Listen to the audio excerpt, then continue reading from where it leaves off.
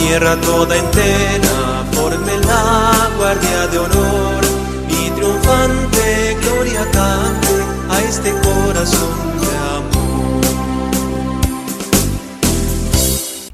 Hola queridos hermanos de la Guardia de Honor del Sagrado Corazón, es un gusto volver a compartir con ustedes esta lectura meditada que estamos haciendo de la obra Introducción a la Vida Devota de San Francisco de Sales, una obra que ha sido concebida como un pequeño manual de espiritualidad cristiana para mejor vivir nuestra fe. Recordemos siempre que cuando San Francisco de Sales habla de vida devota, se está refiriendo a la caridad. Cuando él habla de devoción, en otras palabras, está hablando de vivir el mandamiento del amor, amar a Dios y amar al prójimo. Ahora bien, continuamos nuestra lectura. Estamos todavía en la primera parte y vamos al capítulo 3, titulado que la devoción es conveniente a toda clase de vocaciones y profesiones. En la creación, manda a Dios a las plantas que lleven sus frutos, cada una según su especie. De la misma manera que a los cristianos, plantas vivas de la Iglesia, les manda que produzcan frutos de devoción, cada uno según su condición y estado. De diferente manera han de practicar la devoción el noble y el artesano, el criado y el príncipe, la viuda, la soltera y la casada. Y no solamente esto, sino que es menester acomodar la práctica de la devoción a las fuerzas, a los quehaceres y a las obligaciones de cada persona en particular. Dime, Filotea, ¿sería cosa puesta en razón que el obispo quisiera vivir en la soledad como los cartujos? Y si los casados nada quisieran allegar como los capuchinos, y el artesano estuviese todo el día en la iglesia como los religiosos, y el religioso tratase continuamente con toda clase de personas por el bien del prójimo como lo hace el obispo? ¿No sería esta devoción ridícula, desordenada e insufrible? Sin embargo, este desorden es demasiado frecuente, y el mundo que no discierne o quiere discernir entre la devoción y la indiscreción de los que se imaginan ser devotos, murmura y censura la devoción, la cual es enteramente inocente de esos desórdenes. Pongamos atención, queridos hermanos, a esta última afirmación de San Francisco de Sales. Ciertamente la indiscreción de muchos puede llevar a que algunos consideren una vida de fe intensa como una cosa que es reprobable. Pongo un ejemplo. Una persona que tuviera varios hijos pequeños y que quisiera pasar todo el día metido en la iglesia, abandonando a sus hijos, no atendiéndolos, no atendiendo a su esposo o a su esposa, ¿qué tipo de vida familiar llevará? Quizás aparecerá de algún modo en la iglesia como una persona muy entregada, pero en el fondo descuida aquello que tiene como principal y como camino de santificación, que es la educación de los hijos y la vida en comunión de vida y amor con su esposo o su esposa.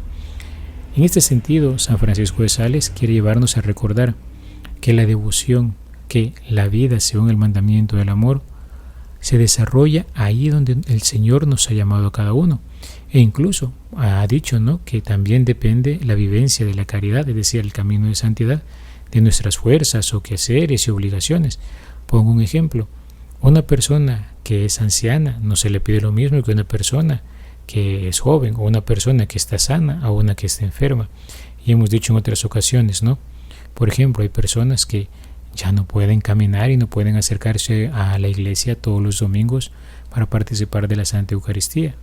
Esta persona, si falta a la misa porque está enferma, porque ya por ancianidad no puede venir, pues no comete pecado al faltar. Al contrario, estas personas buscan muchas veces atender a la Santa Misa de los medios de comunicación para poder hacer ese momento de oración, e incluso se preocupan porque se les lleve siempre a la Sagrada Comunión. Este tipo de situaciones, ¿verdad?, también son caminos de santidad. Incluso muchas de estas personas en su enfermedad o en su vejez ofrecen los achaques que padecen para la salvación de las almas. Son personas muy activas a nivel espiritual, y también ese es un camino de santificación. Así que pues, en este primer párrafo, San Francisco de Sales quiere dejarnos claro esto, que la devoción, es decir, la vida en el amor, la perfección de la caridad, la santidad, se vive según su condición y estado de cada uno. Continuamos. No, Filotea, la devoción nada echa a perder. Cuando es verdadera, al contrario, todo lo perfecciona, y cuando es contraria a la vocación de alguno, es sin la menor duda falsa. La abeja, dice Aristóteles, saca su miel de las flores sin dañarlas y las deja frescas y enteras según las encontró. Mas la verdadera devoción todavía hace más.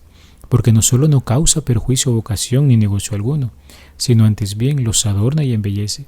Las piedras preciosas introducidas en la miel se vuelven más relucientes, cada una según su propio color.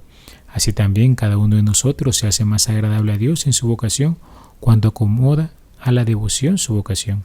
El gobierno de la familia se hace más amoroso, el amor del marido y de la mujer más sincero, el servicio del príncipe más fiel y todas las ocupaciones más suaves y amables.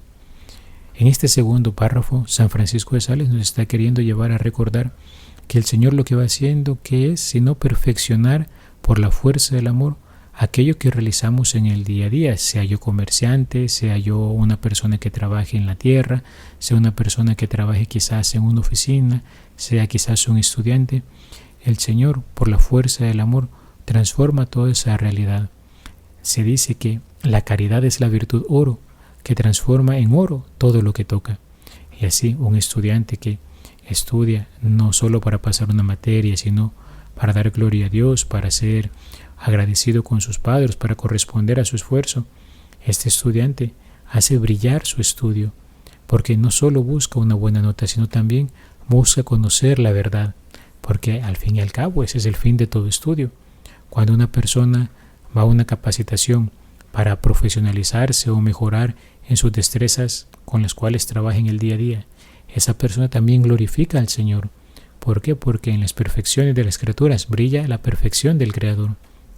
Una persona que quizás en medio de su ancianidad, ya pensionada a veces, busca pasar más tiempo con el Señor, pues se dedica quizás a veces a alguna hermana a ser guardia del Santísimo, a algún hermano a ser un adorador de Jesús sacramentado, pues también son personas que van acomodando los diferentes estados y momentos de su vida para la santidad, para la vida en comunión con el Señor, para interceder por otros.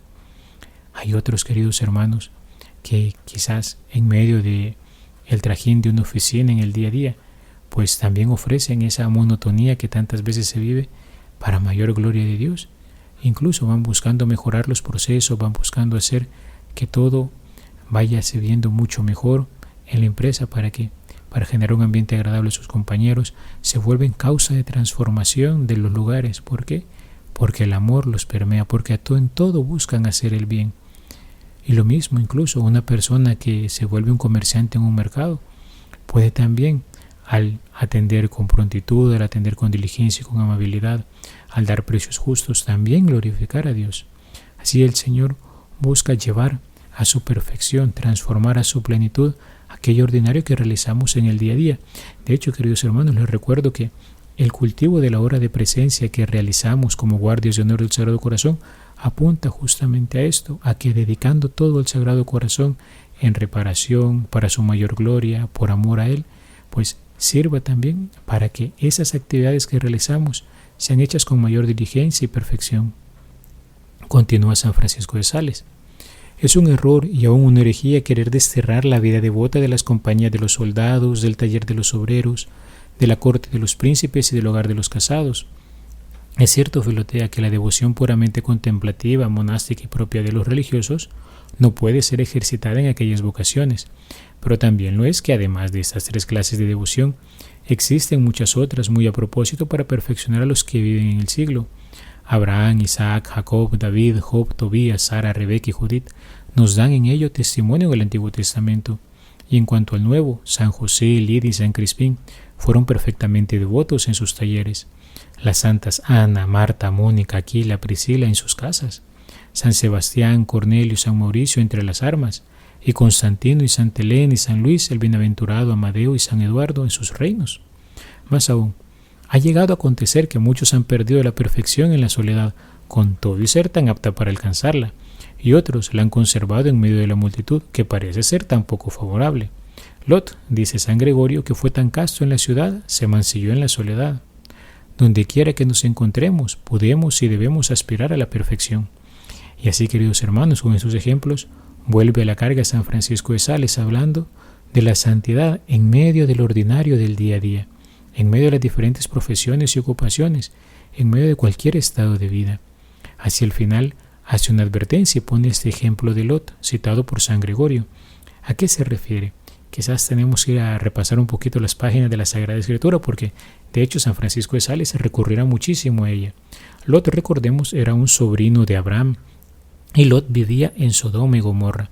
De hecho, era el único justo que vivía en la ciudad. A pesar de las perversiones que ya habían, Lot había permanecido fiel al Señor y buscaba vivir junto a su familia según justicia. Por eso es que merece la visita del Señor y es invitado a huir de Sodoma y Gomorra antes de la destrucción. Lot en un inicio se resiste a caminar hasta donde el Señor le dice y pide ser refugiado en una ciudad que él había visto muy pequeña. Ok, entonces el Señor se lo concede. Pero ¿qué sucede más tarde? Lot, que vivía en aquella ciudad, decide irse con sus hijas a vivir en una cueva, lejano, distante de la ciudad.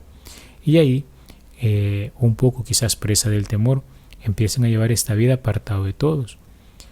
Más tarde, sus hijas, no encontrando marido con quien concebir hijos, ¿qué es lo que harán? Darán mucho vino a su padre, lo emborracharán y se acostarán con él, y engendrarán hijos a partir de él, de una manera incestuosa, como es evidente. Entonces, a esto es a lo que se refiere San Gregorio. Lot había resistido y combatido muy bien en medio de la multitud, pero bastó que se fuera a la soledad para quedar quizás con su honor un poco mancillado, para atravesar esta situación tan dolorosa como puede ser eso que se narra en el libro del Génesis.